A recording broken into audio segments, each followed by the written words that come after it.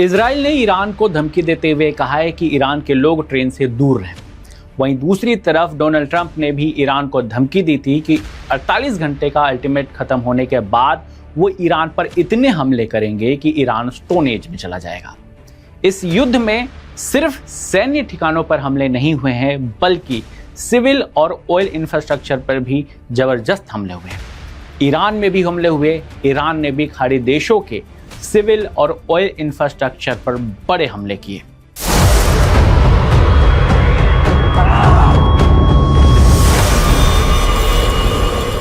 Chanakya forum presents रणक्षेत्र।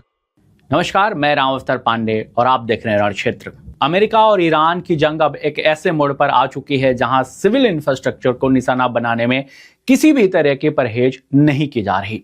Israel ने Iran के आम नागरिकों को सीधे चेतावनी दी है कि वे ट्रेन यात्रा से दूर रहें, यानी ट्रेन से यात्रा ना करें, उसके साथ ही ट्रेन से स्टेशन, रेलवे स्टेशन से भी दूर रहें, क्योंकि ऐसा करना उनकी जान के लिए खतरा बन सकता है। इजरायली सेना ने फारसी भाषा में सोशल मीडिया पर संदेश जारी करते हुए कहा कि ईरान में ट्रेन और रेलवे लाइनों के आसपास मौजूद रहना भी बेहद ही खतरनाक हो सकता है।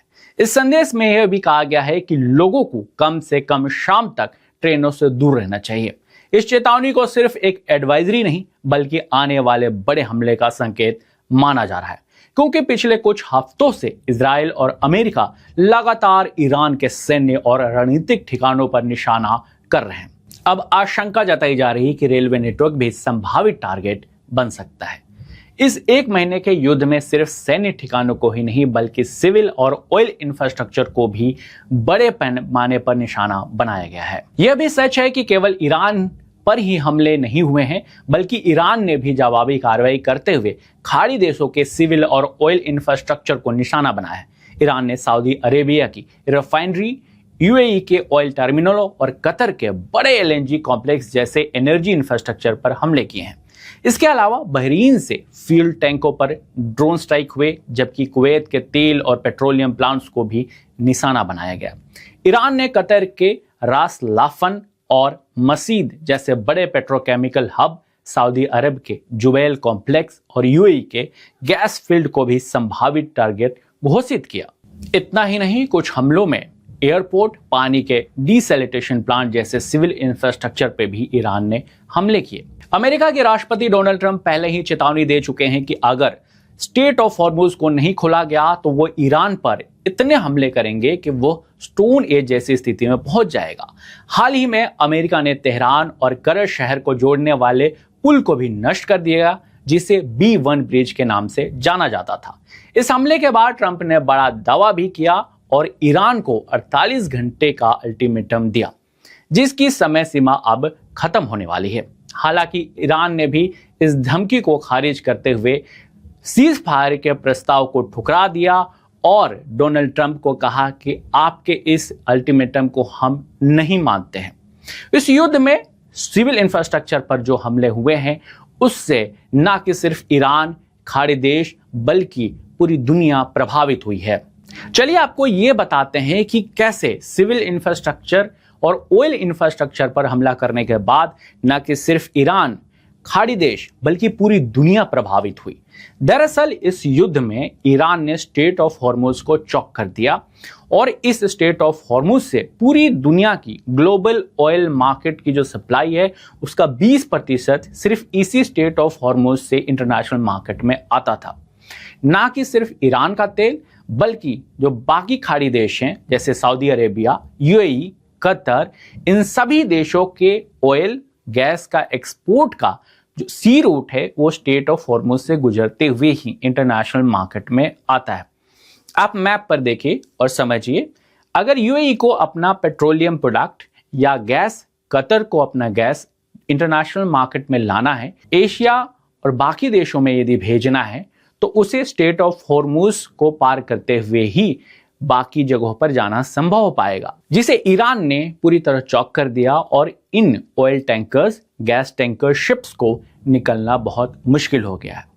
दुनिया का 20% चूंकि इसी स्टेट ऑफ हॉर्मुज से होकर गुजरता है, अगर वो चौक हो गया तो दुनिया भर में ऑयल और गैस की सप्लाई प्रभावित हुई। प्रभावित इस कदर हुई कि कई देशों की अर्थव्यवस्था भी चरमराने लग गई है, उस पर असर दिखना शुरू हो गया है। कई राष्ट्रों ने अपने देशों में इमरजेंसी घोषित करते हुए अपने देश की स्थिति को संभालने के लिए प्रिकॉशनरी मेजर्स लिए, स्टेप्स लेने शुरू हो गए हैं। कई देशों में तेल की कीमतें बड़ी तेजी से बढ़ी हैं। यह स्थिति स्टेट ऑफ हॉर्मुज को चौक करने के बाद ऑयल सप्लाई को लेकर खड़ी हुई है। इतना ही नहीं, ईरान ने खाड़ी देशों के ऑयल इंफ्रास्ट्रक्चर पर हमला किया, सिविल इंफ्रास्ट्रक्चर पर भी हमला किया। ऑयल इंफ्रास्ट्रक्चर पर हमला करने के बाद उन रिफाइनरीज से, उन पेट्रोलियम जो हब्स थे उन पर हमला होने के बाद उन सेंटर से ऑयल का प्रोडक्शन, उनकी रिफाइनरी भी बंद हो गई और कहीं जगह रुक गई। कई जगह जिनकी कैपेसिटी थी उससे वो कम प्रोडक्शन कर रहे हैं, जिसके बाद पूरी दुनिया में जो ऑयल का प्रोडक्शन और एक्सपोर्ट इन कंट्रीज से आता था वो बुरी तरीके से प्रभावित हुआ। औसतन लड़ाई में ये देखा जाता है कि दुनिया मिलिट्री से मिलिट्री लड़ाई करती है, यानी सैन्य ठिकानों पे हमले होते हैं, मिलिट्री कैंप्स पे हमले होते हैं, मिलिट्री इंस्टीट्यूशंस जहां से पूरे वो कमांड्स करते हैं उन पे हमले होते हैं। लेकिन इस ईरान और अमेरिका के युद्ध में जहां अमेरिका और इजराइल ने ईरान पर हमले किए, वहीं ईरान ने, चूंकि वो अमेरिका पर डायरेक्ट हमला नहीं कर सकता था, उसने इन खाड़ी देशों के सिविल और ऑयल इंफ्रास्ट्रक्चर पर हमले किए। ऐसा नहीं है कि मिलिट्री इंफ्रास्ट्रक्चर पर हमला नहीं हुआ है। ईरान ने इन खाड़ी देशों में अमेरिका के मिलिट्री बेसिस हैं उन पर भी हमले किए, और कुछ मिलिट्री बेसिस पर तो इतने गंभीर हमले हुए हैं कि वहां से सैनिक उन बेसिस को छोड़कर दूसरी जगह शिफ्ट कर गए हैं। इसके अलावा सिविल इंफ्रास्ट्रक्चर पर हमला होने की वजह से जो इन कंट्रीज में एक जो बिजनेस होता था, या यूं कहें एक बिजनेस का जो एनवायरनमेंट था, वो भी प्रभावित हुआ है। इतना ही नहीं, बता दें क्यों देश में जब दो देश लड़ते हैं और वो सिर्फ मिलिट्री इंफ्रास्ट्रक्चर को छोड़कर जब सिविल इंफ्रास्ट्रक्चर्स पर हमले करना शुरू करते हैं, जब ब्रिजेस तोड़ना शुरू करते हैं, ऑयल इंफ्रास्ट्रक्चर को हमला करना शुरू करते हैं, तो कैसे ना सिर्फ वो प्रोडक्ट जिस रिफाइनरी पे हमला हुआ है, बल्कि उससे जो एसोसिएटेड प्रोडक्ट हैं, यानी अगर कोई पेट्रोलियम रिफाइनरी है तो वहां से उस क्रूड ऑयल वहां जाता है, उसके बाद ऑयल जो क्रूड ऑयल है उसको रिफाइन किया जाता है, उसमें से पेट्रोलियम भी निकलता है, उसमें से डीजल निकलता है, उसमें से कैरोसिन निकलता है, उसके अलावा एलपीजी भी निकलता है। यानी सिर्फ एक पेट्रोलियम या डीजल ही प्रभावित नहीं हुआ है। अगर एनर्जी की हम बात करें तो ये तमाम चीजें जो एनर्जी रिसोर्सेज हैं ये प्रभावित होती हैं। इसके साथ ही इनसे एसोसिएटेड जो अदर इंडस्ट्रीज हैं वो भी प्रभावित होती हैं, जो कि इस समय इस युद्ध से बुरी तरह प्रभावित हुई हैं। ये तो रही बिजनेस की बात कि किस तरह से सिविल इंफ्रास्ट्रक्चर, ऑयल इंफ्रास्ट्रक्चर पर हमला करने के बाद दुनिया भर में सप्लाईज की दिक्कत हो रही है, एनर्जी रिसोर्सेज पे जो कंट्रीज डिपेंडेंट है उनकी इकोनॉमी प्रभावित हो रही है।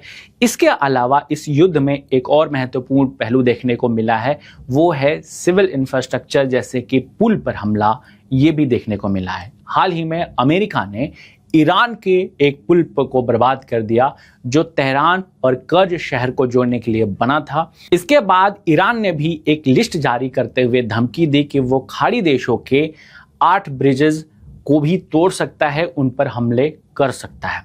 रण क्षेत्र में आज इतना ही। आपको ये वीडियो कैसे लगी कमेंट बॉक्स में जरूर बताएं।